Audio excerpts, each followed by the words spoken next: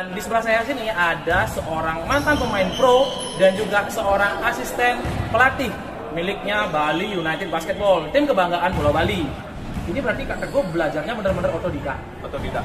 Ada tetangga rumah yang bisa basket, yang ngajain saya juga. Berarti nggak pernah sama sekali ikut yang namanya akademi kayak sekarang ini? Nggak pernah sama sekali.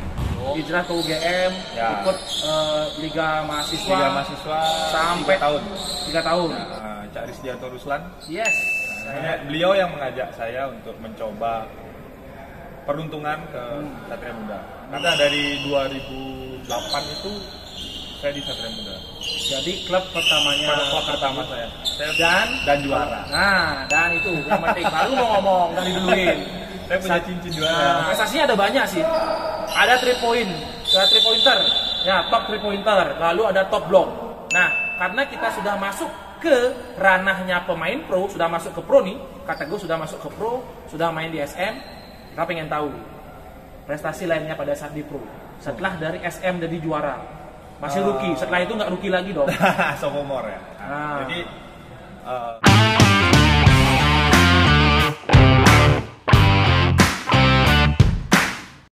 Kak Teguh sudah masuk ke pro, sudah main di SM, kita pengen tahu prestasi lainnya pada saat di pro. Setelah dari SM jadi juara, masih rookie. Setelah itu nggak rookie lagi dong. Sophomore ya. Jadi itu suatu pukulan terberat sih buat saya. Setelah dari SM, musim 2008 berakhir, saya di trade ke Citra Satria. Itu salah satu pukulan terberat buat saya. Boleh dibilang itu saya nangis.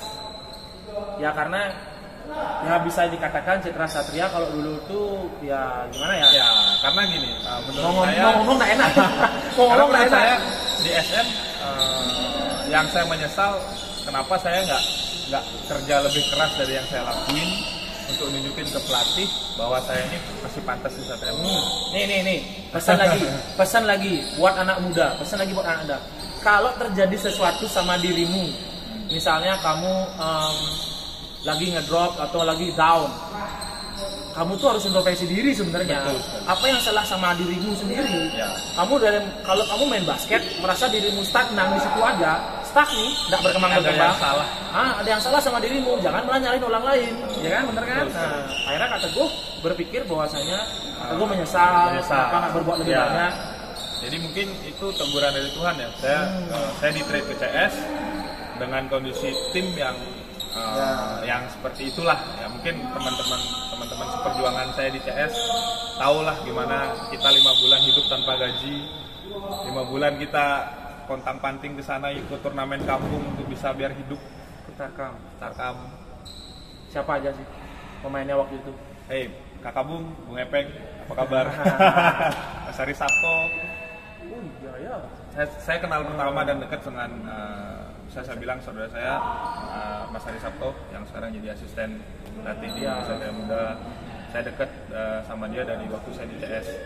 Saya ada juga Pace Papua 1, Papua Ganteng itu Alfonso Haris, apa kabar Pace? Ketemu sini di Bali Pace. Saya ada juga Mas Abdullah Umar yang dari Solo. Ada Stanley Palenewan dari Malang.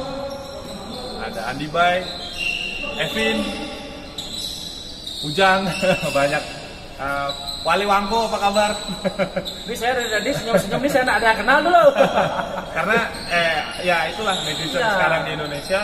Mereka hanya tahu pemain-pemain kebanyakan pemain-pemain dari klub besar. Iya.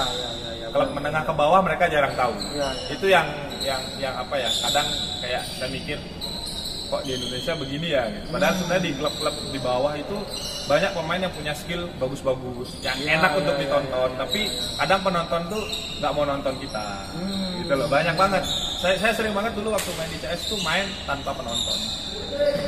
Kalau sekarang Corona main tanding tanpa penonton. Dulu main dikasih penonton nggak ada yang mau datang. Sering banget ya begitu. Cuman fanbase-nya nggak ada Instagram sih dulu ya. Nggak ada Instagram dulu, kalau ada Instagram mungkin ya kan. Cuman ya itu udah masa lalu ya, suka dukanya sebagai pemain basket. Terus ya semenjak itu saya belajar main basket. Saya belajar dari teammate saya belajar pelatih juga, dari musuh juga saya belajar. Jadi how to play basketball in the correct way. Ya.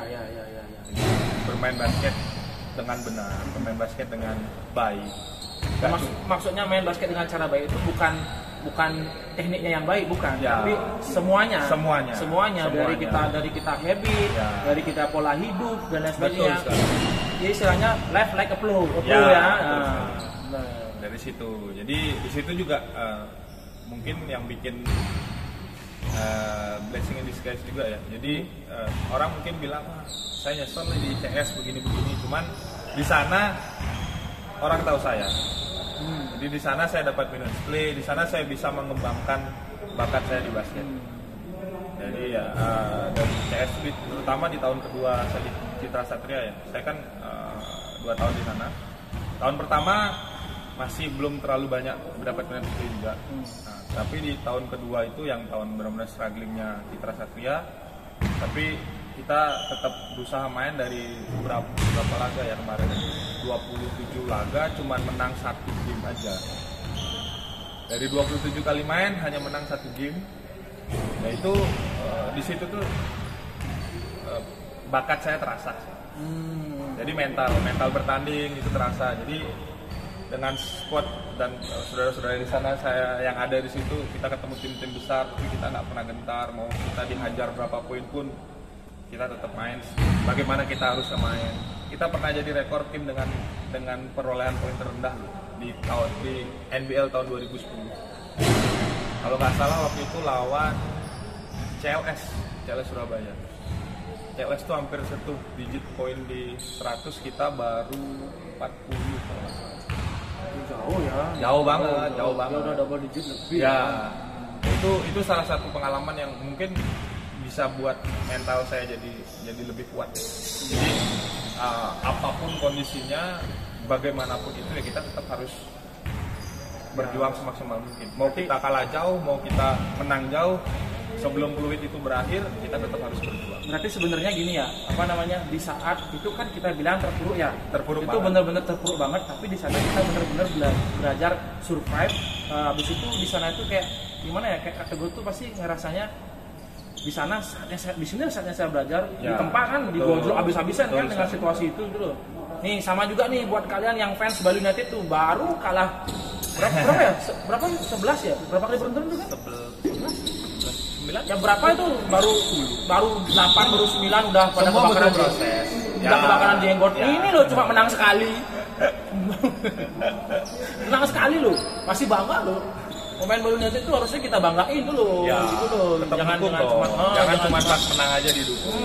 Jangan cuma menang aja, apalagi kalau jarinya itu terlalu lemes lah.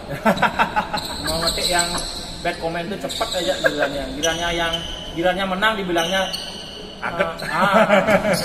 bahasa Indonesia nggak ada yang tahu. Beruntung. Gilanya menang aja dibilang beruntung. Siapa itu yang sering review? Oke, lanjut lagi. Ya. Berarti 2 tahun di CS, ya. Akhirnya dapat predikat top block di tahun kedua itu. Oh di CS. Top block man. Tukang tampol. Karena emang basicnya saya dari SMA itu defender. Saya bukan seorang pointer enggak. Istilahnya bisa dibilang ngambil kerjaan kasarnya lah. Ya, ini juga nih pesan nih. Buat kalian yang belajar basket jangan hanya mikir poin.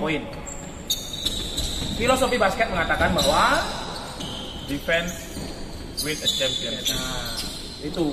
Jadi offense win a game, but defense win a championship. Kadang-kadang banyak sekali pemain-pemain zaman sekarang yang begitu dia nggak poin-poin, itu dia ngedrop. Padahal sebenarnya kalau lu nggak bisa poin, setidaknya lu defense. Betul, ya kan? Bermanfaat kayak dikit. Ya. Nah, itu benar itu sebenarnya. Oke, jadi akhirnya dapat prestasi top block. Ya. Akhirnya NBL pertama season 2010-2011. Ini Pak. Ya betul. Jadi season 2010-2011 saya dapat predikat per blok dengan rataan kalau nggak salah 3,2 blok per game apa 3,3 hampir 3,5 blok per game. Per game loh, 3 koma itu per game. Berarti susah dalam dapat. Itu di blok aja emang susah sih kalau Blok. di blok itu memang perlu timing sih sebenarnya. Ya, Blok itu perlu timing. Habis Timing. itu kalau misalnya full kayak itu enggak ya? enggak Enggak ya kan? lah. Nah, kalau misalnya pokoknya yang benar-benar bersih lah. Bersih. Yang benar-benar bersih lah. Pernah sih ngerasain blok 8 blok dalam satu game pernah ngerasain. Itu tukang tampol bener ya itu bener ya. Tukang tampol bener. Tapi itu sekarang tapi susah banget sih. Iya, memang. Maksudnya emang benar-benar nggak tahu emang pas timingnya lagi pas aja jadi bisa sampai 8. Dan sebenarnya itu nggak bisa dilatih loh. Iya Bener-bener timing sendiri. Kalau timing itu susah sih. Rebound bisa dilatih, Bisa. nembak bisa dilatih. Bisa. Buat ngeblok tuh loh, bener-bener timing soalnya. Ya. Kita tuh kayak jam terbang, jam terbang. Dilatih sih enggak, tapi jam terbang yang nanti. Ya, dan harus kita juga dari situ saya bilang saya belajar basket yang baik dan benar. Jadi kita juga harus tahu kebiasaan lawan kita, kebiasaan teman-teman kita seperti apa. Ya benar. Di situ yang apa namanya yang saya bilang saya belajar pemain basket yang lebih baik dari sebelumnya.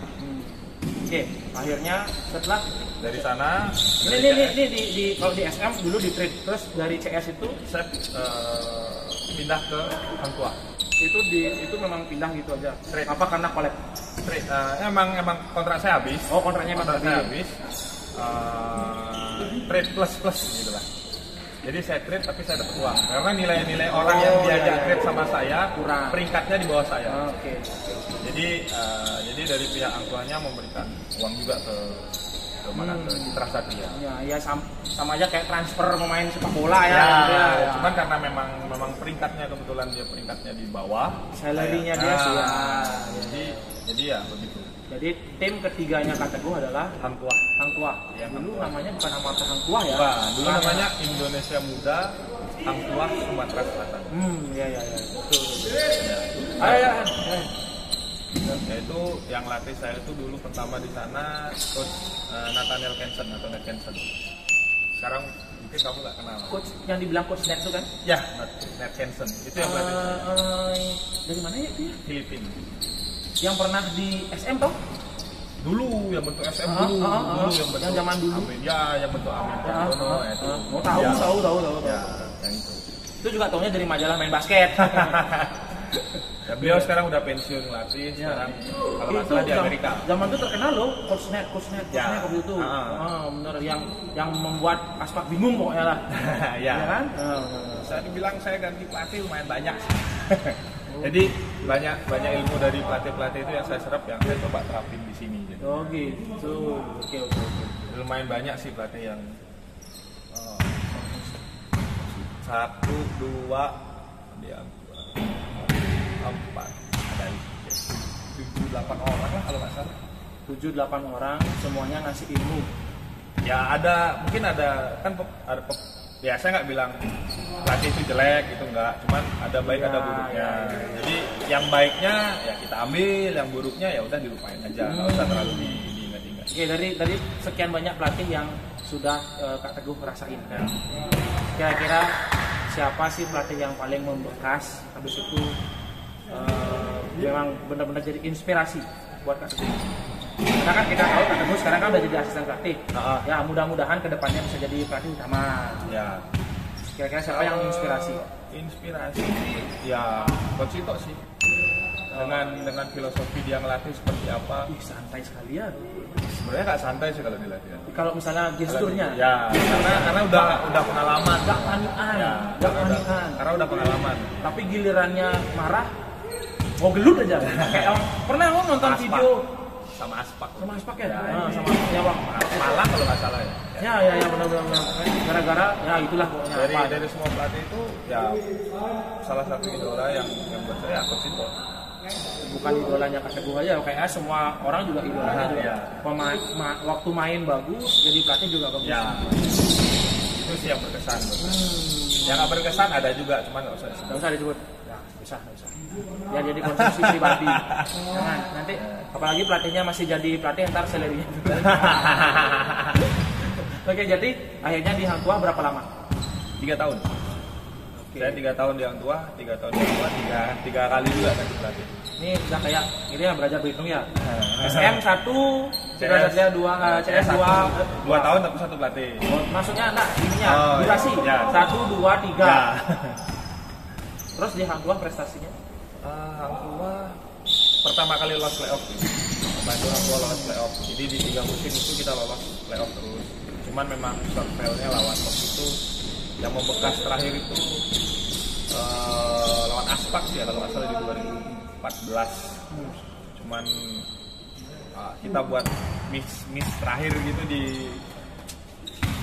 sisa berapa detik gitu ya. Jadi Aspaknya balik unggul. Oh gitu. Ya, jadi yang buat kita tersingkir di situ. Ya, itu emang benar-benar seru banget sih gamenya dari awal. Jadi awal kita tinggalan half time terus kita ngejar, kita leading. Jadi di beberapa menit terakhir kita saling itu biasanya perasaan tapi yang kebalasnya sih di 2015 waktu saya di stadion. Menang 1-0 sama Aspak. Kita lolos ke Final Four di stadion. berapa dia? 2015. Oh, gitu. Saya tahun pertama pindah di stadion 2015. Oh jadi akhirnya 3 tahun di Hang Tuah dan tahun 2015 Pindah ke stadion. Itu. Itu di stadion sama siapa aja waktu itu? Di stadion. Oh, di stadion sama Raymond Sariputra. Abraham Damargrahita masih jadi rookie 2015. 2016 dia rookie-nya. 2015 itu saya masih sama Raymondnya Borneo. Ya, Raymond C, apa kabar Mon C?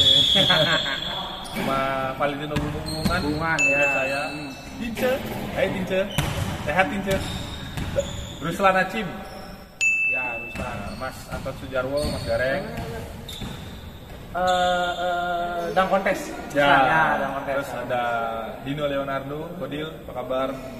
Ada Mas Bos, Pani Budianto. Terus ada Amrullah Rizky, Hardian Wicaksono, Anggara, Bayu Anggara, Jeremia Ranti, Wijaya Saputra. Siapa lagi? Itu Pringgo. Pringgo sama Merio. Ya, Merio.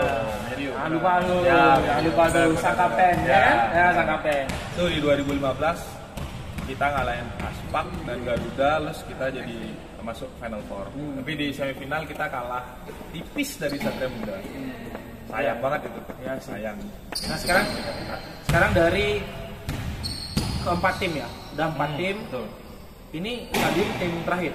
Tim terakhir. Sebelum merger sama Aspak jadi Stapak. Oh, merger. Oh, iya. Benar.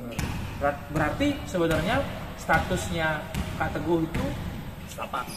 2017 harusnya Stapak. Stapak. Karena kontrak setahun masih, cuman sama Stapak dirilis kalau nggak salah. Dirilis saya. Kan abis cedera ACL tuh, saya di 2016 playoff lawan Aspak, kena tabrak dari belakang. ACL saya putus di playoff di game pertama, tapi di game kedua saya paksain main sih, maksudnya ya kerasa 3 kali lutut lepas itu 3 kali. Padahal sudah tahu ACL. Dipaksa main. Gila enggak? Main. Aduh. Ya udah mikir ya udahlah, mau menang nggak menang ya ujung-ujungnya saya akan operasi juga. Buat kalian pemain yang baru cedera ankle, yang baru cedera ankle udah pengen disub nih, ACL putus bro, masih mau main, coba demi tim. Ya demi tim. Ya, dan akhirnya walaupun di game kedua kita kalah cuma 1 poin kalau nggak salah. Ya. Tapi pride sih. Maksudnya kita main bagus banget di game kedua. Ya, memang eksekusi terakhir itu nggak masuk sih. Eksekusi terakhir dapat open shot. Waktu tahun itu juga tahun-tahunnya stadium. Ya. Jadi memang apa ya? Nggak beruntung aja sih di playoff yang itu, emang kita nggak beruntung. Ya. Dan akhirnya Teguh pensiun setelah cedera. Memutuskan untuk kembali ke rumah, kembali ke Bali. Oke, tahan dulu. Kalau saya tadi bilang memutuskan untuk pensiun karena cedera, terus Kak Teguh jawabnya dengan cara yang lain. Berarti ada suatu hal, boleh nggak diulik? Apa alasannya Kak Teguh pensiun? Sebenarnya saya nggak pengen pensiun. Terus? Sebenarnya, cuman karena saya ngerasa kayak waktu itu 2016 umur 28 29 kan orang bilang itu golden age ya. Ya. Cuman itu saya mungkin kayaknya udah cukup segini aja deh mainnya. Karena pengalaman saya banyak kalau orang di Indonesia, atlet di Indonesia cedera, banyak yang tidak bisa balik main karena nggak dapat banyak kesempatan dari klub. Iya. Jadi saya berpikir kayak ya udahlah sampai di sini aja. Dan orang tua terutama ibu saya juga udah cukup segitu aja. Kasihanin badanku. Ya, Kasihanin badan kamu udah cukup lama di luar, udah saatnya bilang. Bener juga sih ya. Jadi 12 tahun lah merantau. 12 tahun merantau dan main di pro itu 9 tahun. 9 tahun main di pro. Jadi sudah rasanya garam tuh kayaknya udah apal gitu loh. Rasanya garam, rasa manis, manis pahit, rasa asem udah tahu dari semua itu. Jadi ya memang waktunya untuk kembali pulang kayaknya memang sudah jodoh ya. Terus balik pulang berkarir di Bali, nggak sengaja malah berkarir di basket. Ya, sebenarnya ya dari awalnya iseng-iseng berhadiah, dapat jackpot, main, jadi juara, survive di basket selama lagi sekian tahun, ya cukup lah ya cukup sih. Nah akhirnya sekarang balik ke Bali, jadi asisten pelatih Bali United. Beruntung sih, maksudnya. Saya nak begitu yakin sama kata keberuntungan. Seseorang itu pasti punya track record, seseorang itu pasti punya prestasi. Peruntungan tanpa kerja keras nggak bisa. Iya sih. Kerja kerasnya yang lebih besar. Nah, kerja kerasnya work in silence aja. Benar. Karena kita nge-build diri kita itu supaya dikenal orang itu susah. Betul. Kecuali kalau memang yang negatif cepet. Kalau yang positif susah. Negatif cepet. Karena memang saya kan awalnya juga saya pegang SMA Sofety. Ya. Awalnya. Itu juga tanpa disengaja ditawarin sama teman saya, Fred. Dia nanyain, "Gue, kamu mau nggak ngelatih di Fred? Aku nggak pernah ngelatih tim sekolah sebelumnya." Iya. Waktu itu saya udah ngebantu di Merpati sih, cuma di KU-KU-nya ya, Merpati Basket Bali, Merpati juga Merpati ngasih saya kesempatan. Itu klub legend, klub legend yang ada di Bali. Nah, jadi dia bilang, saya bilang, "Fred, nggak yakin aku bisa Fred, karena aku nggak pernah pegang tim sebelumnya. Nggak apa-apa, kayak coba aja. Kok sekolah ini juga nggak nargetin apa-apa." Nah, saya tanya, "Emang kamu mau kemana?" "Aku mau bikin kerjaan, aku nggak bisa bagi waktu lagi. Kasihan nih anak-anak, mereka semangatnya latihan." Ya udah, saya coba aja. Saya pas sudah dicoba, malah ternyata ini ya asik ya, saya keterusan bisa bagi ilmu gitu, sharing ilmu. 7 pelatih harus dibagi ilmunya ya kan, terutama buat karena bisa dibilang basket di Bali sekarang ini baru bagus. Banyak pelatih bagus, banyak pelatih fundamental di Bali yang bagus. Iya. Jadi anak-anaknya pun sekarang juga pada berkembang, pada mau lah gitu main basket sampai ke daerah kan. Dan sekarang kayak seperti yang kemarin tak bilang di video itu, di videonya sama Mas Bowo. Siapa tahu daerah Kintemani. Nah, daerah Kintemani ada pemain putri 25 besar kan. 25 dari daerah kecil yang namanya Kintemani. Jauh itu di tengah Pulau Bali, itu jauh banget. Buat kalian yang sering main ke Gunung Batur, itulah daerah itu ada. Tapi itu masih masuk pelosok-pelosok lagi. Itu kita lewat lapangannya outdoor. Itu lapangan basket Selasa mau healing. Selasa mau healing dingin banget. Ya itu lagi. Untuk masalah yang kepelatihan kita mungkin akan bahas di video yang berbeda, dan kita sudah tahu sekarang bagaimana sepak terjang sebenarnya Kak Teguh ini di perbola basketan Indonesia sebagai pemain pro. Dan saya sih pengen tahu ya, kita sekedar main game aja sih, main game. Sekarang kita main game ya. Kak Teguh sudah bermain selama sekian tahun. Siapa lawan terberat bagi Kak Teguh selama main pro? Lawan terberat ya? Lawan terberat yang ini main to man. Kan pasti udah pernah ngerasain semua pemain kan. Nah, yang paling berat mau dekat-dekat Kak Teguh pensiun atau yang awal-awal, terserah. Karena kalau awal-awal kan saya main di posisi 2 ya, baru di rookie itu main jadi shooter. Jadi pas dapat minute play-nya juga pas kita udah leading jauh gitu baru dikasih minute play. Jadi saya bisa siapa ya saya bilang? Ini kalau di posisi itu waktu itu masih ada Dennis Margo ya. Oh ya. Masih ada Dennis Margo, Yus itu masih Basket sombong. Ya. Cuman kalau sekarang di zaman waktu saya dari saya di Hang Tua, kan saya udah main di posisi 4 ya. Ya. Posisi small forward, gitu. Loli. Ya, Loli, Mas Wahyu, Wahyu Widajati, Loli Gunawan. Itu semua nama-nama pemain yang memang susah buat dilawan. Ya.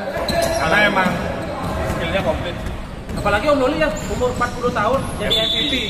MVP. Tenaganya besar banget sih. Aduh, tua-tua ladi Siap. Sampai sekarang main background masih kayak gitu. Main background masih kayak gitu sekarang ini. Gokil banget. Oke, itu dari pemain yang paling susah dijaga. Terus habis itu selama sekian tahun siapa sih roommate? Roommate-nya Kak Teguh yang paling gokil. Roommate yang paling gokil. Kayaknya kalau yang paling berkesan udah tadi hari Sabtu ya kan. Sekarang yang paling gokil. Yang paling gokil itu paling tentu hubungan. Apa kegokilannya? Banyak lah. Telat bangun latihan. tidur malam susah, cari makan kalau kelaparan tengah malam bareng. Banyak lah cerita sama dia. Curhat-curhatannya sama pemain lah. Jadi kita juga curhat masa-masa pacaran kali ya. Saya juga lumayan deket lah. Jadi gara-gara kita satu kamar kita sering cerita apa. Di game itu kalau main itu udah klop. Jadi Tino tahu mau saya apa, saya tahu mau Tino apa. Jadi di lapangan itu juga kebantu. Gitu. Chemistry-nya jadi lebih dekat. Total. Oke, yang paling gokil. Terus sekarang kalau pelatih tadi sudah. Oke, dari keempat tim yang paling berkesan. Paling berkesan kalau untuk diambil juara ya, tapi kalau ya, untuk kekeluargaan Hang Tua. Jelas 3 tahun, 1, 2, 3 tahun. Ya, Hang Tua. maksudnya tapi stadion berapa tahun? Ya 2,5 lah sebelum dia manajer. Oh gitu. Cuman kalau di Hang Tua tuh gimana ya? Hubungannya saya dengan pemain-pemain saya di Hang Tua, dengan manajer saya di Hang Tua sampai sekarang masih terjalin dengan baik. Karena memang dulu kan di Hang Tua itu kita sama-sama belajar juga. Memang susah senang bareng sama dia. Dari benar-benar yang kita terpuruk, kita naik bareng-bareng, terpuruk lagi, naik bareng-bareng lagi ya di sana semua. Jadi kita hampir 3 tahun itu squadnya nggak ganti. 3 tahun squadnya nggak ganti. Paling cuma nambah 1 orang. Kalau gitu ya kebanyakan 3 tahun itu kita nggak ganti orang. Jadi makanya kalau dibilang deket ya dengan squad itu sama Adi Pratama, Joni, Loko, Agustinus Sigar, Ahmad Junaidi, Ari Sabto, Babian Heriadi, Tony Sugiharto, Victor Ardiansyah, Ivo Rally.